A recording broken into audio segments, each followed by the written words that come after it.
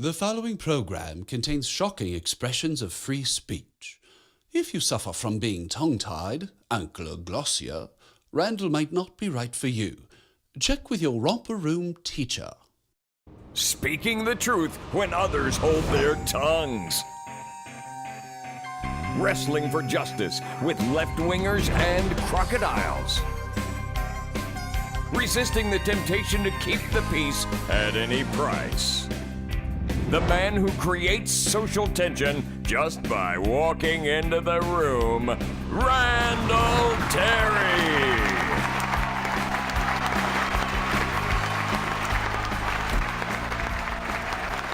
Welcome, ladies and gentlemen. A little locomotive, pulling the truth down the rails of American politics. Ladies and gentlemen, we've got a great show for you today. Oh, the analysis. It's going to bless you, challenge you, and equip you for the battles that are ahead. Today's program brought to you in part by the Democratic National Committee. Who needs family, church, and God when you've got the DNC?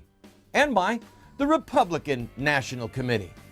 Gutless, rudderless, clueless, and useless in the fight to restore America's freedom.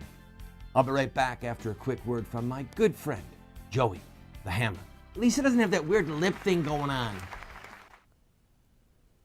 It was a case of cold-blooded murder. The victim was in perfect health, surrounded by a group of people that he thought were his friends. And then slowly but surely they poisoned him until finally, pow, they whacked him. Those people deserve to be in here with me. No, on second thought, what they deserve is to have a horse head put in their bed, perhaps. Maybe followed by a perfectly fitting pair of concrete shoes, and then they get invited to sleep with the fishes. In any event, I'm talking about the murder of the dollar. That's right, people. They have killed the dollar. Welcome, ladies and gentlemen. Jesus said, "It is not the healthy who need a physician, but the sick." Now, if you're sick and you face death, you basically have two options. Do what the physicians say or die. Now, you could get more than one opinion. You might try holistic medication, or rather holistic treatment or medication or surgery. But at the end of the day, if a physician comes to you and says, this is what you have and it will kill you if you don't get it treated, you only have two options. Treat it or die.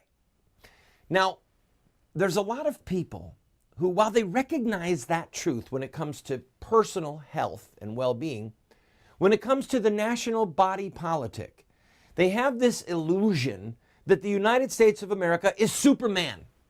Nothing can destroy us, not even kryptonite. We are the United States of America and therefore we are indestructible. Not true. So today's program is going to deal with the sicknesses, because that's actually multiple diseases, and the treatment. I will finish this little opening with this thought. The reason that we're in the mess we're in is twofold. That's today's twofold. Number one, willing blindness. In fact, it's willing blindness and deafness. Let me get my ears plugged in. I can't hear you. I can't see you. Therefore, everything is okay. And the other is a lack of courage for those of us who do see and do hear. We don't want to say what the treatment would be because the patient might get mad at us. Can you imagine having a doctor who didn't tell you the truth because he was afraid you'd get angry or sad, or he didn't want to see you break down and start crying and say, oh God, I don't know what to... I'm a doctor, but I can't bear to see that person crying their eyes out and their family all be distressed. So I'm going to tell them everything is okay. A doctor like that would be not only grossly negligent, but perhaps evil. I'm not going to play the evil doctor. Let's play doctor for the body politic. All right, to the news. The price of oil is approaching an all-time high. The price of beef is at an all-time high. The price of wheat at an all-time high. The price of corn at an all-time high, and the value of the dollar right now is being lowered. We're going to see the collapse of the dollar, but don't worry. We can spend our way out of this mess.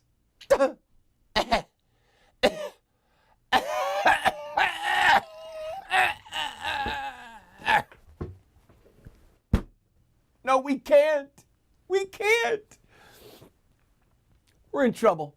It's like that pitcher who had cancer in his arm, then it got healed, and everyone thought he was okay, and he was pitching, and his arm broke on the mound.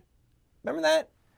Sooner or later, something really drastic is going to happen that gets everyone's attention. Right now, people are starting to pay attention, but still under this illusion that we can work it out. So here's what we're going to talk about in today's program. We're going to diagnose the sickness, look at how we got into it, and explore some options how to get out of it.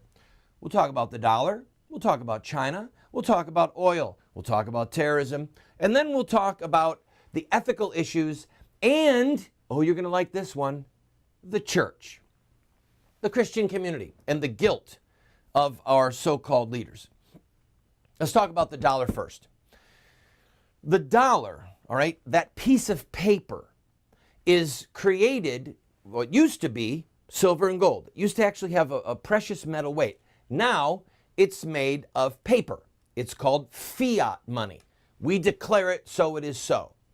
And up until the creation of the Federal Reserve and then the movement towards paper currency, it was weights and measures. It was actually precious metals. This is what money is. You trade it in silver and gold, or if you really trust the people you're dealing with, you have a certificate that says, I have this much precious metal in a bank. I transfer that precious metal to you.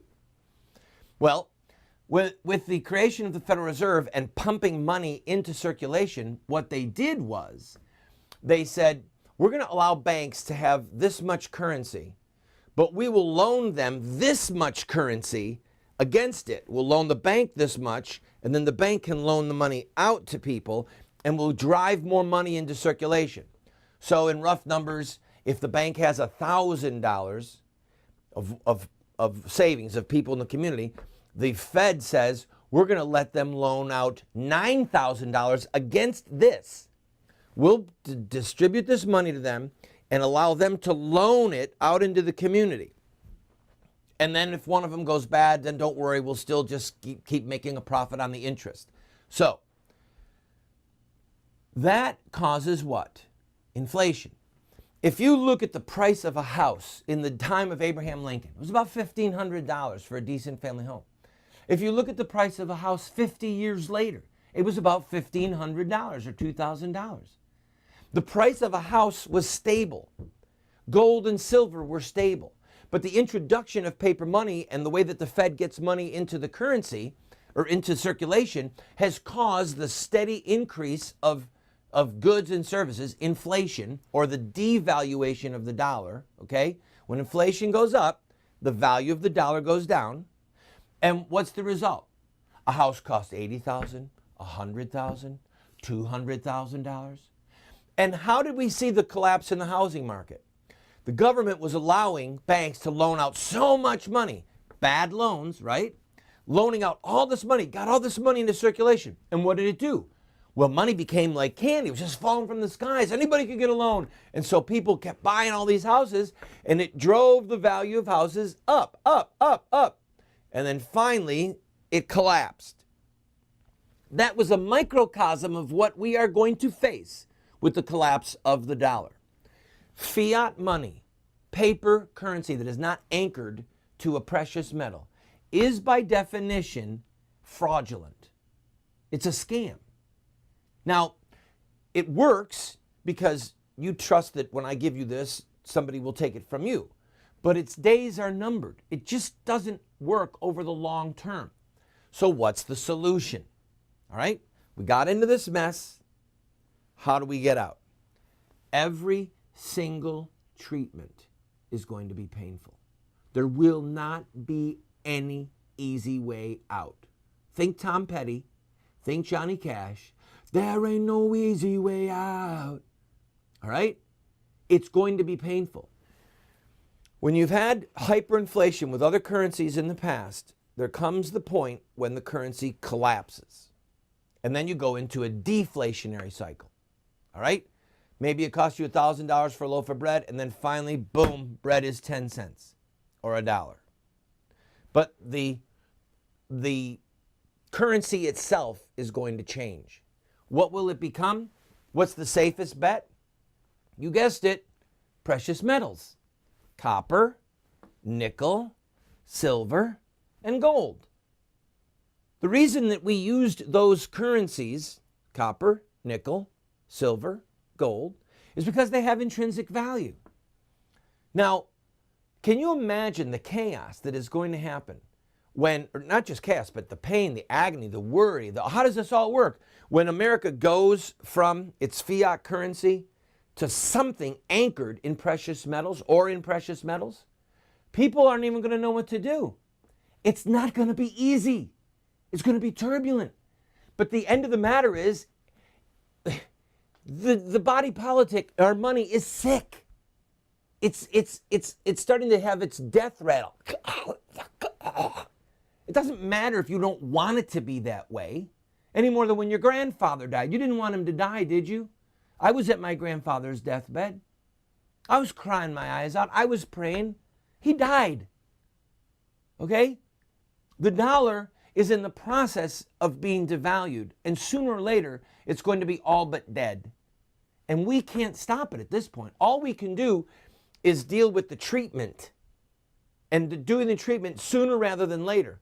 So I've got to take a break. My first advice to you is get some silver, get some precious metals, because when all hell breaks loose and people don't even know what to do with this paper money, you've still got real value in precious metal.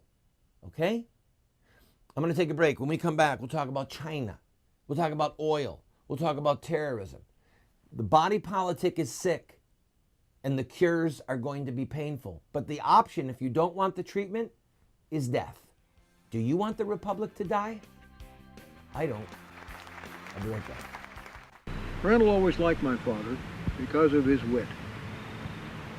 An old friend of Dad's one morning asked him, "Hi, Ed, how have you been?" And Dad said, "Ever since I got up this morning, I've been sick in bed on 2 chairs."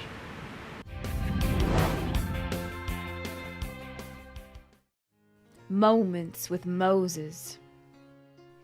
And you shall pine away in your enemies' lands because of their iniquity, and also because of the iniquities of their fathers, they shall pine away like them. Welcome, ladies and gentlemen, back to the program. China.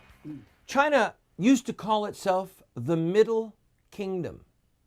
China believed that everything outside of China was there to serve China, and that China was, by almost divine right, the ruler of the earth, and that the rest of the world was made up of barbarians.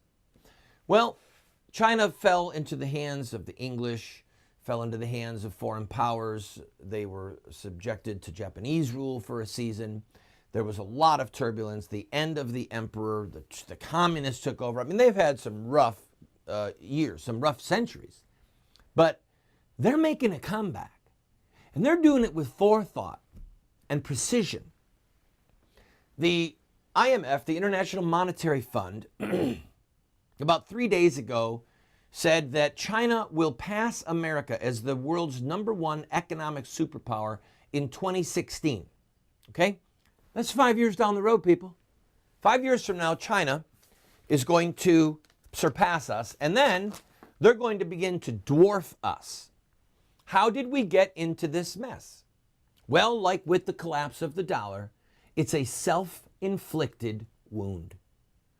China is where it is today, first of all, because Richard Nixon betrayed the free Chinese and recognized China, and China took over the seat of Taiwan on the Security Council in the United Nations. And then we began to offer China most favored nation status. and we began to send over manufacturing capabilities, we thought, hey, there's this huge market, there's this place where we could have all this slave labor and it can build our junk cheap, our trinkets cheap. Well, guess what else the Chinese decided to build? The largest military complex in the history of the world. All right? Their nuclear capacity is not what ours is right now. But thanks to Clinton selling them supercomputers, Geiger counter systems, their ICBMs, intercontinental ballistic missiles, all right, they're big rockets that can carry a nuke across the oceans. Their ICBMs right now can hit American cities, okay? And twice in the last 10 years, Chinese generals have threatened to nuke LA. We are in a crisis as it comes to China. Why are we in a crisis? We brought it on ourselves. We put money ahead of ethics. We put slave labor ahead of human rights. We knew they had forced abortion. We knew they had slave labor camps. We knew they oppressed Christian minorities and other religions. We knew that they did not have freedom of speech, freedom of association. But we wanted money and cheap toys more than we wanted human rights for our brothers and sisters in China. And it's coming back to bite us in the hind end. What's the solution? Well, we're running out of time. The solution is going to be so painful, the healing of the sick man body politic, that most people don't want to do it. Number one, we remove most favored nation status from China. Number two, we restore duties, impost, fees, taxes on goods that come from China. Did you know that in the Constitution, before we had the direct income tax, that the only way the federal government could raise money was excise tax, impost fees, duties? That's primarily how the federal government got its money, from stuff that was being brought in from other countries or sent out from America. We didn't have this draconian federal income tax. And if we're going to deal with the Chinese threat, and it is a threat, they're getting ready for war so that they can take Taiwan by force if need be, and they can dominate the Pacific Rim. And what will we do when we've got troops in Libya, Afghanistan, Iraq, and scattered other places around the world, Bosnia, etc.? What are we going to do when they finally put a gun to the head of Taiwan? Are we going to say, no, we're going to go to war with you? Or are we going to do to the Taiwanese what we did to the Chinese people themselves? Wave bye-bye. As they are dragged into Chinese chains, we wave bye-bye. And just ask the Chinese, but will you still make our Christmas toys and our DVD players really cheap? I'll be right back. In our country, we don't get to vote for laws. We vote for lawmakers who make laws in our name and in our stead. And so if Obama says that he's going to keep killing babies and you support him, then you have participated in the shedding of innocent blood by extension. It is a crime. Don't try to be subtle or clever. Use a pile driver. Hit the point once, then come back and hit it a second time. A tremendous whack. Sir Winston Churchill. Welcome back to the program. Where does the time go? The body politic is sick. Oil. We are being held over a barrel, pun intended, with OPEC, with Muslim terrorist funding oil. Okay? What's the solution? Anwar, Gulf of Mexico, East Coast of Florida. It's that simple, people. The earth worshippers and the animal rights lunatics that have kept us from exploiting the oil in Alaska and in the Gulf and off the East Coast of Mexico, they are off of Florida rather, they are a part of how we got into this mess. And the solution is really simple. Drill. Drill for oil. Get complete energy independence with OPEC, and then it doesn't matter what they do to us. And I'll say something that I can't even believe I'm about to say. I would rather see the government of the United States own the oil in Anwar. Yeah, national oil out of Anwar. I'd rather see that. And then we could at least be funding the pay down of our debt. All right? Than to see these God haters in the Middle East taking our wealth and then giving some of that money to terrorists. I've got to take a break. I'll be right back.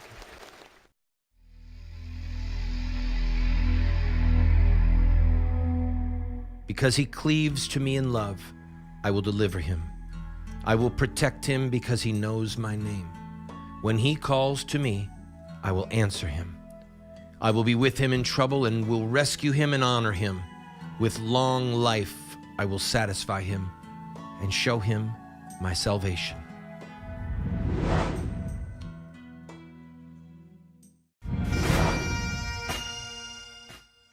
James Madison said, "Charity is no part of the legislative duty of the government." What? No part? You mean no entitlements? No redistribution of wealth? No welfare? No food stamps? No Social Security? No Medicare? No Medicaid? How could we live? Well, when we didn't have that, we became the freest, most prosperous, most powerful nation in the history of the world. And then after we took on these unthinkable burdens of charity for all from the government, it has crushed us and sapped the life out of us and broken our back, and it's killing us. The body politic is sick. This republic is in danger of perishing. Remember back to the beginning of the show what I said. If you're sick, you have two options. Take the treatment or go on and die. All right? And the treatment can be very painful. So when it comes to these so-called entitlements, friends, we've got to phase them out. We have to. And finally, I'll say this in the closing moments. The Christian community, the Christian leadership of this country, Catholic and evangelical, most of them, not all of them, but most of them have failed to be courageous heralds and advocates of the truth. I don't care what they say from their pulpits. I don't care. Because when you preach in a pulpit, it's a ghetto.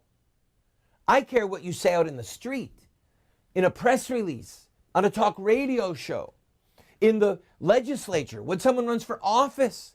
That's what matters, because it is the body politic that is sick, and the Christian community has got to go in there and bring the cure. Please, God, raise up men and women like Thomas Jefferson, John Adams, Samuel Adams, Patrick Henry, Martha Washington.